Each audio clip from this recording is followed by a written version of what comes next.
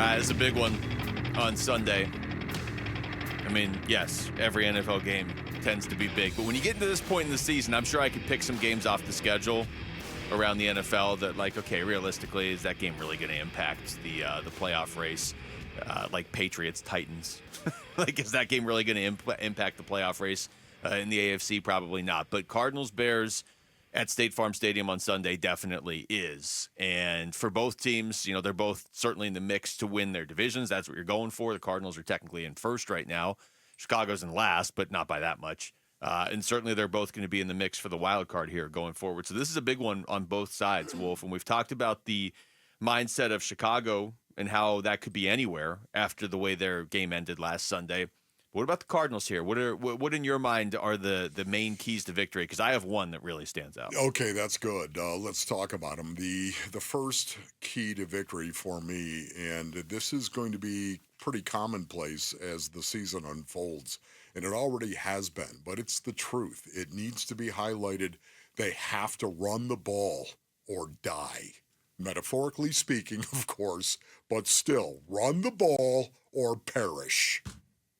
They have to be able to do that, especially in this game. The Chicago Bears pass defense, it is as good as I have seen on tape. Now, listen, I understand they're not playing a bunch of juggernaut quarterbacks. I understand they're not playing a bunch of juggernaut offenses right now, but it looks really, really good. And anytime you've got a guy like Montez Sweat, anytime you got a guy like Johnson, a cornerback, anytime you've got a guy like the Chicago Bears do in that secondary, their secondary is as good as I've seen on tape. Now again, they haven't faced a bunch of juggernauts, but it's really, really good. And even Tyreek Stevenson is good. Mm-hmm. Having said that, you have to be able to run the ball. If the Cardinals are in 3rd and 8, 3rd and 9, 3rd and 10, 3rd and 12. If they get a steady diet of that in this game right now, it is a recipe for disaster. It is.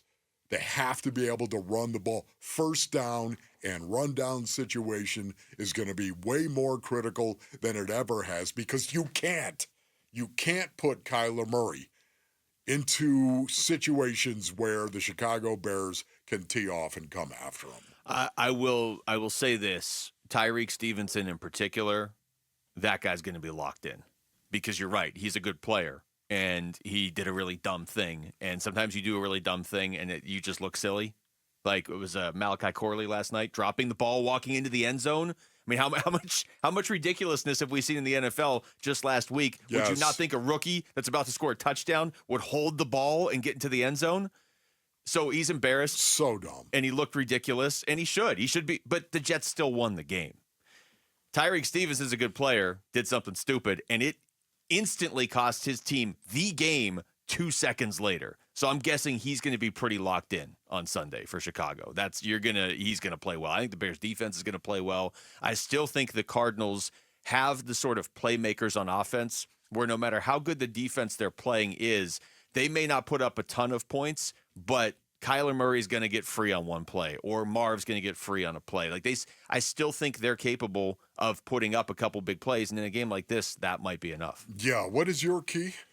I think you just have to make Caleb Williams as uncomfortable as possible. Whether you want to consider that get to him with a pass rush that hasn't really been there consistently. He's got 3 really good receivers and a good receiving tight end to throw to. But if I'm the Cardinals, I've already gone through this once against a rookie quarterback this season, and he lit us up. So I cannot let Caleb Williams light us up on Sunday if I'm the Cardinals. You know what, honestly, that was point number 2 for me as well in terms of keys to the game. Turn over Caleb Williams. Turn him over more than anything else. You want to talk about what can do some psychological damage? Not only psychological damage to the person being damaged. In this case, Caleb Williams. Yeah, that would have been better if I would have said it like that. Not only Caleb Williams, but it does damage to the sideline as well. Sometimes you'll throw a ball that you should not have thrown. And because of that, there is a truth in the National Football League about interceptions, and all of them are not created equal. They are not. There are some interceptions that a quarterback can throw that really shake the foundation of a football team. I've talked about it many times in the past because it's true. It's a cliche because it's true. It happens. And Caleb Williams is a young quarterback. I want to mix it up. I want to never give him a steady diet of anything. I'm going to change and mix up the coverages. I'm going to mix up how many pressures I bring. And a pressure is 5-man pressure. 6 is a blitz or more, ladies and gentlemen. Am I going to go 0? Am I going to show him 0 early on? Like, I would love to do that. I'd love to see Nick Rawless come out and see a 0 look on the first, third, and obvious pass situation, just to see if you can get inside his head a little bit. Now, I realize you're going 0, and all of a sudden these wide receivers that they have, yeah, they got some they're good ones. really, really good, DJ Moore. You're really, really good, Keenan Allen. Really, really good, Roma Dunze. Even though his numbers aren't fantastic right now, they're not bad either by any stretch of the imagination, but Roma Dunze is one talented brother. Trust me on that one. So to me, right now, I do want to see them mix it up. Give him a steady diet of nothing and hope that he's going to throw you the ball at some point. I also wonder how much of this is a game where if you lean on Chicago a little bit, if they might, I don't want to say crumble. I don't want to overstate this. I don't know the situation in Chicago as well as somebody in Chicago knows it.